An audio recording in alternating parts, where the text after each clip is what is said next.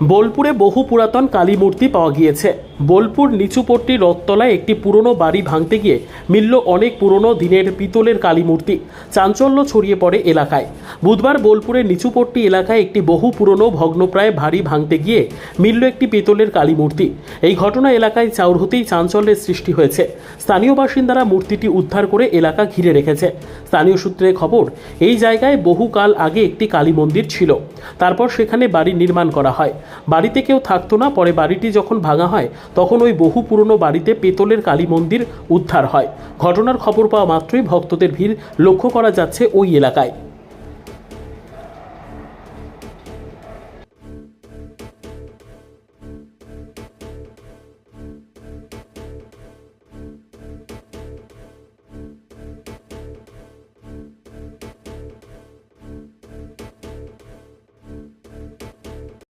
বলো যা বলো বলো। কি দেখলেন আজকে এখানে? এখানে দেখলাম বলতে এই জায়গাটি বর্তমানে হাত বদল হয়ে একজন ভাঙাভাঙি করছিল। তো এখানকার স্থানীয় কিছু 2-4 জন দোকানদার তারা সকালে একটু ধূপ ধুনোর গন্ধ পেয়ে এদিকে তাকিয়ে দেখে একটি মূর্তির হাত বেরিয়ে আছে। পরে আমাদের এইখানকার স্থানীয় একটি ছেলে ব্রাহ্মণের তাকে ডেকে তারা এই মূর্তিটি উদ্ধার করে। ছেলেটির নাম হচ্ছে রামকৃষ্ণ চ্যাটার্জি। এবং এই মূর্তিটা এখানে দীর্ঘদিন ধরে বহু পূর্বে সেই সিপাহী বিদ্রোহের আমল থেকে এখানে একটা পঞ্চমুণ্ডির আসন হয়ে কালী প্রতিষ্ঠিত ছিল।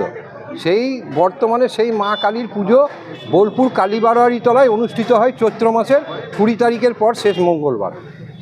এবং সেই মূর্তির পুজো দেওয়ার আগে আমরা এখানে এই মাটিতে এসে পুজো পাল দিয়ে সংকল্প করে তবে সেই পুজোটা শুরু হয়। এবং আজকে এই মূর্তি পাওয়ার মধ্যে দিয়ে মোটামুটি প্রমাণিত হয়ে যাচ্ছে যে এইখানেই মূর্তি ছিল এবং পূর্বেও এখানে পুজো পাল হতো। এরপরে কি চিন্তা ভাবনা রয়েছে এখানে? চিন্তা ভাবনা বলতে আমাদের তো বহু পূর্বে থেকেই ইচ্ছা ছিল এখানে একটা মন্দির করার, কিন্তু বিভিন্ন রকম পরিস্থিতির জন্য জায়গাটি থেকেও হাত দিত না, যেহেতু মায়ের মন্দির আছে বলে। তাই এরা বর্তমানে ভাঙাচোরা করার ফলে মা আবার স্বমহিমা নিজের জায়গায় ফিরে এসছে। জায়গাটা কার ছিল এটা? এটা বহু পূর্বে ছিল, জায়গার তখন মালিকানা ছিল না। পরে ভারতীয় সেটেলমেন্ট জরিপ হওয়ার পর এর মালিকানাটা যায় মেমারির বিষয়ীদের হাতে। বর্তমানে বোলপুরে গোলকবিহারী চট্টরাজের নাতি রাজা চট্টরাজ এই সম্পত্তিটি খরিদ করেন। তিনিই ভাঙাভাঙি করছিলেন এখানে। এবং আজকে মূর্তি পাওয়ার মাধ্যমে আমাদেরও একটা দৃঢ় বিশ্বাস স্থাপন হয়ে গেল যে হ্যাঁ, পূর্বে মায়ের মন্দিরই ছিল এখানে এবং এই ভূমি মায়েরই ভূমি। আমার নাম দেবব্রত দুবে। দেখলাম বলতে আমার 2 বন্ধু আমাকে ডাকলো, ওরা আগে দেখেছে, জাস্ট একটু সামান্য হাতের মতো কি বেরিয়েছিল, ওটা গোল্ডেন টাইপের। তখন আমাকে বললে যাবো বলতে দেখো তো।